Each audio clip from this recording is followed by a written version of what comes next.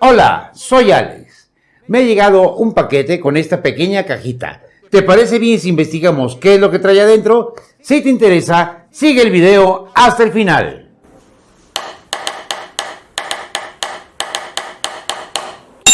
Y observemos qué hay dentro de esta caja. Otra caja. Espero que no sea como las muñecas matrioshkas de Rusia. Esta es de metal, lámina muy bien terminada. La abrimos y trae protector de hule espuma. Y observemos qué es lo que tenemos aquí. ¡Wow! Esto es un calibrador y vamos a ver toda su función, en forma inmediata. Observamos que los materiales son de aluminio muy bien terminados, en diferentes colores. Este calibrador puede medirnos desde los 0 milímetros hasta los 10 centímetros o 4 pulgadas, según se pueda llegar a necesitar. Este tornillo central se aprieta y automáticamente se quedará en la medida que elijamos. Además, pueden medirnos tanto en planos y si lo deseamos y lo cambiamos, puede ayudarnos a medir la profundidad de las brocas.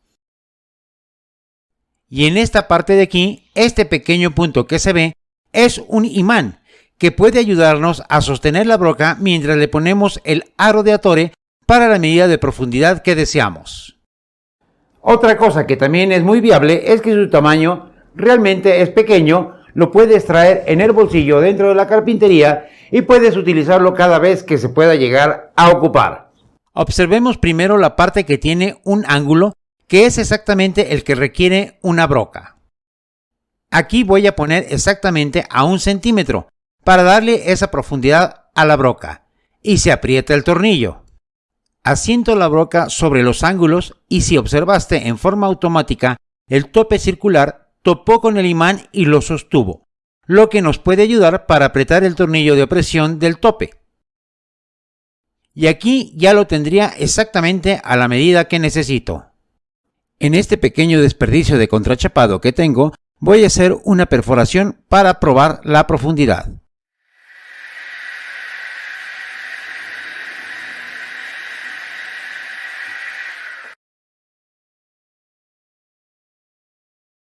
Y es exactamente el centímetro que pedimos para esta profundidad.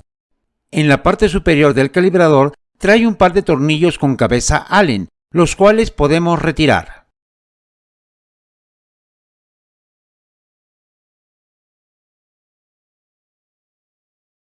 Aflojamos el tornillo central y podemos sacar la guía y voltearla para medir sobre el lado plano y volvemos a poner los tornillos. Ahora que la tenemos por la parte plana, vamos a ver cuál es su función. Aquí tengo este listón de pino que mide exactamente 19 milímetros de grosor. Entonces debo de calibrar mi sierra 2 milímetros arriba del grosor del listón para evitar sufrir daños en el momento de estar haciendo el corte.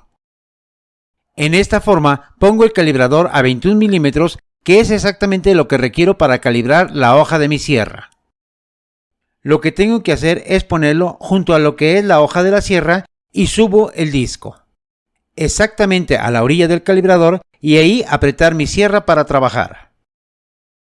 Para eso nos servirá este calibrador en forma rápida. El corte lo voy a hacer a 1 centímetro de distancia de la guía paralela. Aquí puedes observar cómo las navajas del disco no salen más de 2 milímetros sobre la superficie del listón. Otra cosa con lo que nos puede auxiliar este calibrador es con el router. Aflojo la prensa de un router de rosca como este y ponemos nuestro calibrador y ajustamos la navaja. Y también puede servirnos en un router de inmersión. Aflojo el freno y pongo el calibrador sobre la navaja y dejo que la base llegue al calibrador y tendría la medida de profundidad que yo deseara. Ahora vamos a probar la profundidad a 7 milímetros y veremos si lo hace exactamente como lo deseamos. Sobre este contrachapado puse mi guía para hacer una canaleta con el espesor ya indicado.